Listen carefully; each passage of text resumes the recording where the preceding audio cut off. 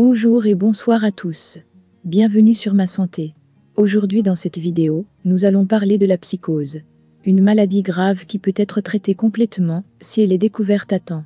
Alors je vous invite à rester jusqu'à la fin de la vidéo pour bénéficier de tout ce que nous allons partager. Et si vous ne vous êtes pas encore abonné, inscrivez-vous ici et activez la petite cloche de notification pour être notifié de chaque nouvelle vidéo. Mais si vous faites déjà partie de cette belle communauté, nous vous souhaitons la bienvenue et n'hésitez pas à écrire votre nom dans les commentaires pour que nous puissions vous saluer particulièrement.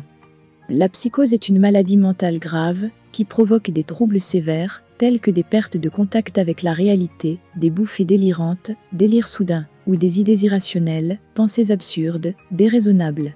La personne malade ne sait plus, par moments, ce qui est réel et ce qui ne l'est pas. Elle peut souffrir d'hallucinations visuelles ou auditives. La psychose correspond à un trouble au niveau du cerveau. La personne qui en souffre n'a plus les mêmes pensées et émotions. Elle change de comportement. La maladie peut arriver d'un coup ou, au contraire, se développer progressivement. Dans ce dernier cas, des premiers signes comme un isolement, une méfiance, des angoisses ou une dépression peuvent apparaître et être des signes avant-coureurs. D'autres changements peuvent concerner l'appétit, le sommeil, des problèmes de mémoire ou encore de concentration. La psychose débute en général à la fin de l'adolescence.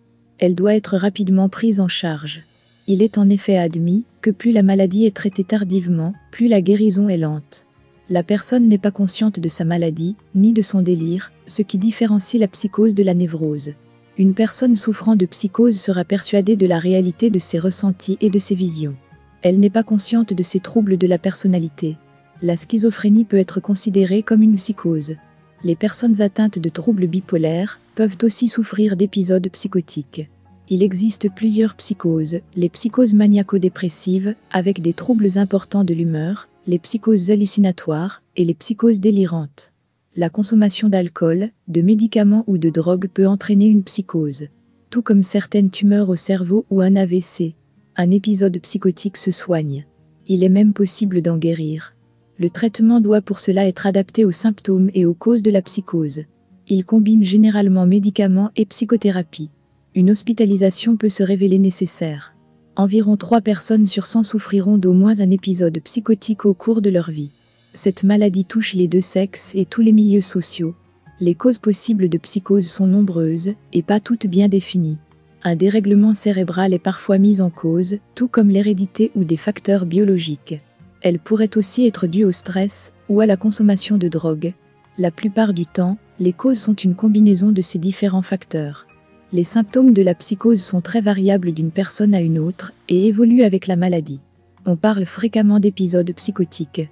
Ces symptômes se traduisent par troubles de la pensée, incohérence, troubles de l'humeur, difficulté à se concentrer, troubles de la mémoire, troubles du sommeil, troubles de l'appétit, dépression, changement de comportement, isolement, problèmes de concentration, idées délirantes, paranoïa, sentiment de persécution, hallucinations auditives et visuelles, perte de contact avec la réalité. La psychose pourrait être liée à une anomalie au niveau du cerveau.